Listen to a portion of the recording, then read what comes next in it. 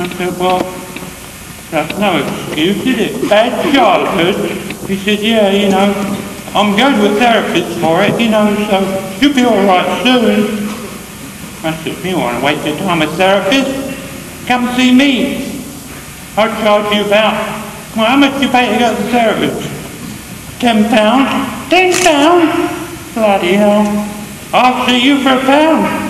Sugar in the morning, sugar in the evening, sugar at supper time. Really my little honey, I love me all the time. Honey in the morning, honey in the evening, honey at supper time. Really my little honey, I love me all the time.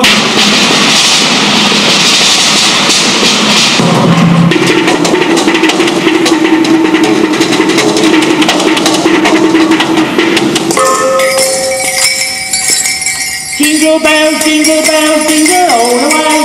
Oh, what fun it is to ride on a one-horse open sleigh. Rolling, rolling, rolling. Keep those popeyes rolling. Keep them popeyes rolling. Right. If I knew you was coming, I'd have baked a cake. Bake a cake. Bake a cake. If I knew you was coming, I'd have baked a cake. Take it away, take it away. I saw myself walking down the street, and I went up to myself, and I tapped myself on the shoulder. I said, excuse me, and the man turned around, and it wasn't me, but it really looked like me from the back, you know. And I was sitting on the train, and this man sat down next to me, and he said to me, have you got any sandwiches? I said, he says, is there a dining car on this train? I said, no. And he went to sleep. And then he woke up and he said to me, are you sure you don't have any sandwiches? I said, well, you can search me if you like. I just had a pair of very tight pants on, you know. So you could tell if I had sandwiches in my pockets, you know. He wouldn't believe me. I'd take all my clothes off. And I was standing in the train just covering me, you know.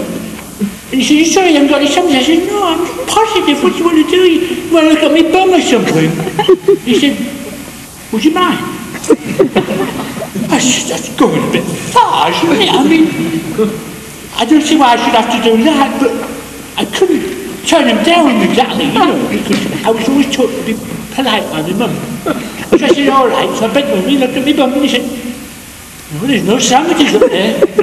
Oh well, ta-da. Come on, let's twist again, like we did last summer. Come on, let's twist again, like we did last year.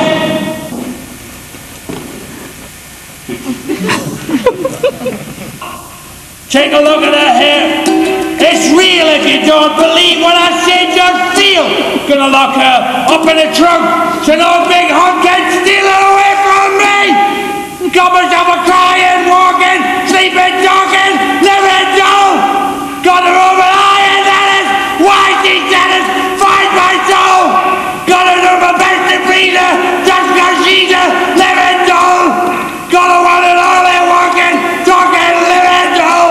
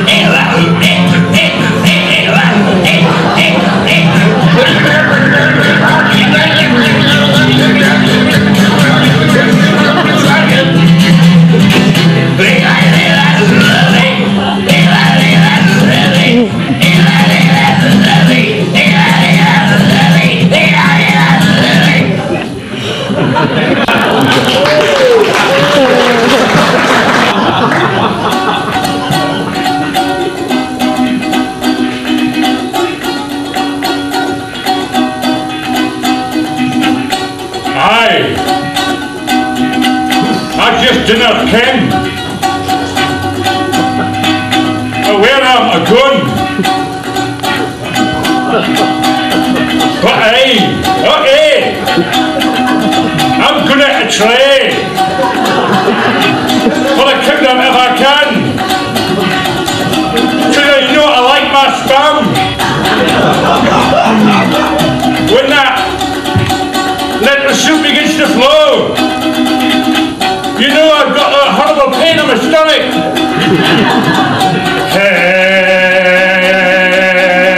Hemorrhoids.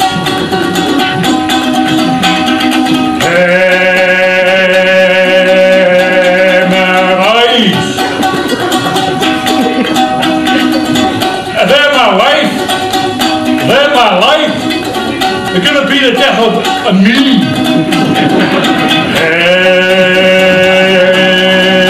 Hemorrhoids.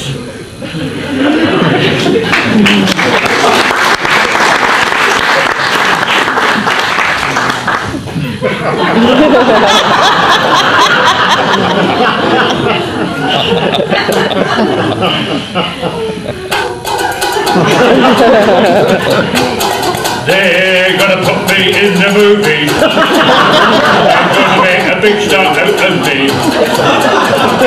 Oh, but a man who said I'm lovely. All I've got to do is act naturally. She's never had a part in anything I've ever done. She goes to Divan Barman. So he goes up to the Divan Barman and he says, yeah, £2 please, a packet of smoky bacon crisps, and can you please tell me the way to immortality? So she says, oh no, you don't want to go there. But I don't want to die, you know, I mean, I don't want to die, like, you know. Oh no, you don't want to go there, you're no good, don't forget it, go back home, go on. No, but I don't want to go back home, but you know, I mean, I don't really want, I mean, I'm not going to die, I want to go to see Owen the Priston. All right, it's over there. So anyway, Abraham lived in the country of Ur. And Abraham was a big boy. Tell you what, and he lived with Sarah and Isaac to prove to me how much you love me. Kill my son Isaac? But I'm sorry, but you're going to have to kill him.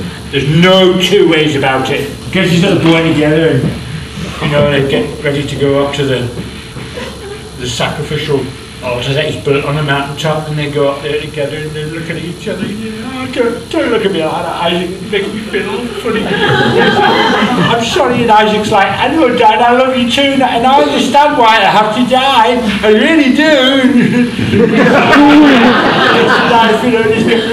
Right. Stop! What do you mean? I don't want you to kill him. But I thought you did. No. I just want you to take his penis, right? And I just want you to cut a little bit off here.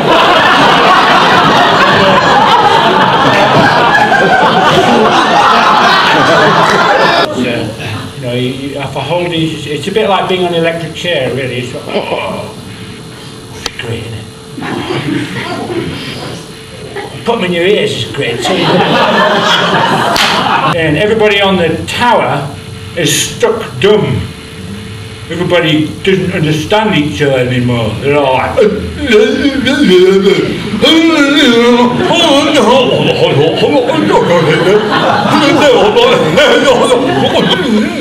autobiography of a Yugi, all about how he got the big contract with Hanna-Barbera. The man who wrestled with God, all about Jacob, how he had to wrestle with God in the desert, prove himself.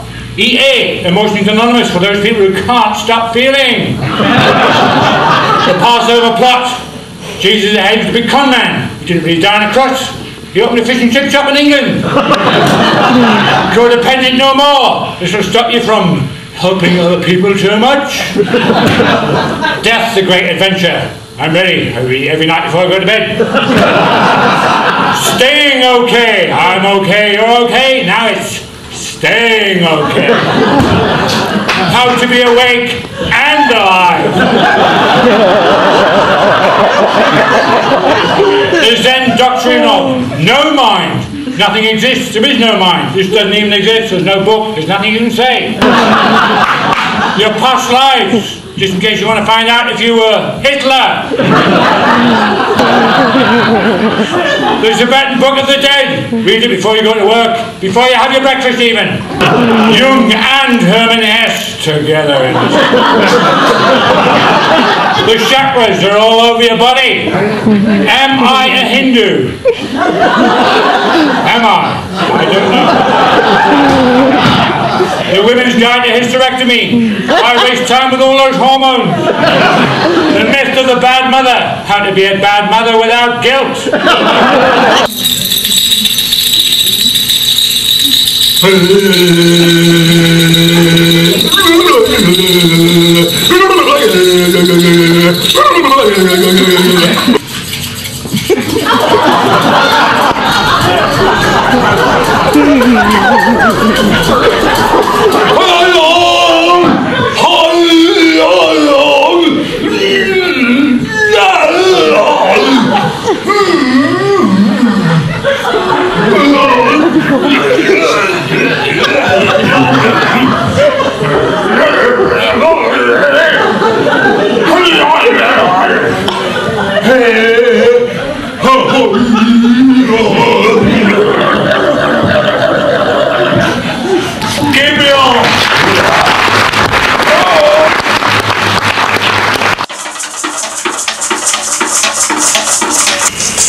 I always like to be neat. You've got to keep the drums with the drums, and the wind with the wind, and the bells with the bells. The penises with the penises. The hairy chests with the hairy chests. You've always got to wear a name tag. This is a city of conventions. But I'm naked, I mean God can see through my underpants. There's no escape. Goliath. Goliath who wore happy written on his head. When King David was little, he had a beard and a red crown. And he had my hand up his dress. See his stocking here? See his stocking here? See it? Yeah. I found it on the stage.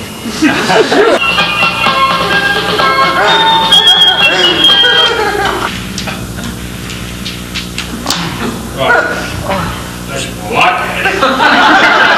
Right. Then we have Candy. Candy is back to front. And was born this way.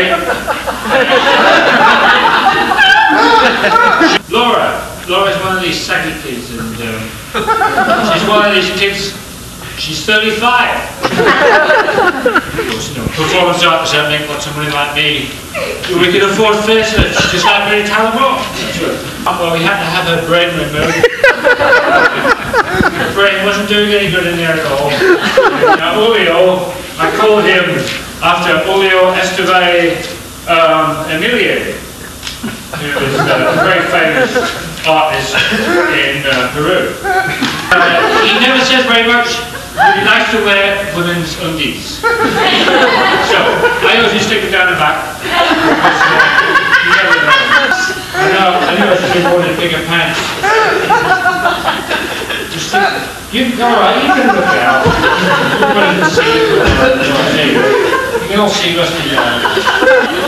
Mike, of course we named Mike after Mike Todd. Anyway, trouble is Mike has one of those heads. You want to do that too, you know. But Nat doesn't really like people very much, but she likes to stand there and she goes into a trance. I've played with Charlie Drake. Brenda is the last member of the family. I always do chests. With Brenda, the middle one, I do them. We use a combination actually. Where's Mike? You stay down there, we'll go away. Now Mike looks good with this kind of pain.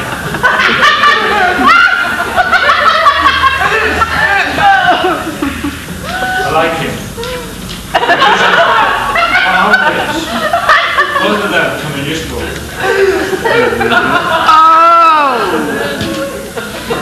they have to plaster one of the legs. Hence legs, special design. Now, you know what I'm going to do to you, don't you?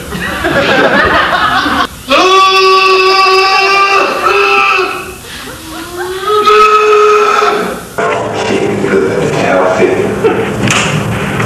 functioning fully in balance. Or perhaps you're picturing yourself more healthy than you've ever been. I think the 50s are more like the 60s, or maybe the 90s are trying to be more like the 20s. I never know what's inside. I never know what's inside my body. I never know what's inside my mind. And I'm looking and I'm trying to put the puzzle together.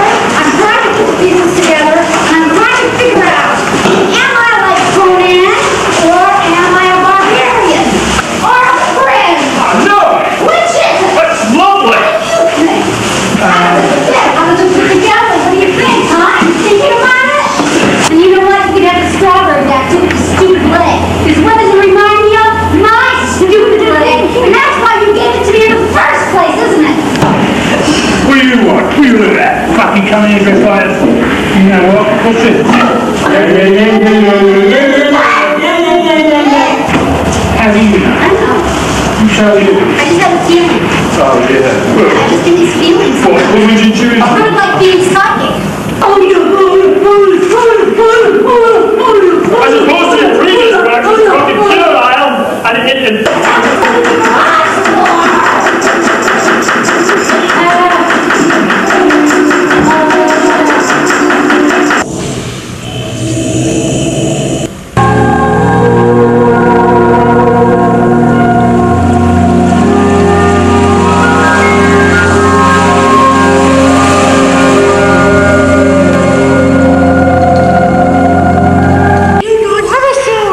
Yes, I do. Of course I've got a bloody soul. What do you think? Think I'm here just for bloody fun or something? Oh, shut up, you bloody sod. I tell you, you're like a bloody big Buddha. I got nothing good to say. You're so bloody negative. I'm not negative. You're the bloody sod that's negative, not me. What do you think of it all? Boy, I can smell my armpits now. When I was a young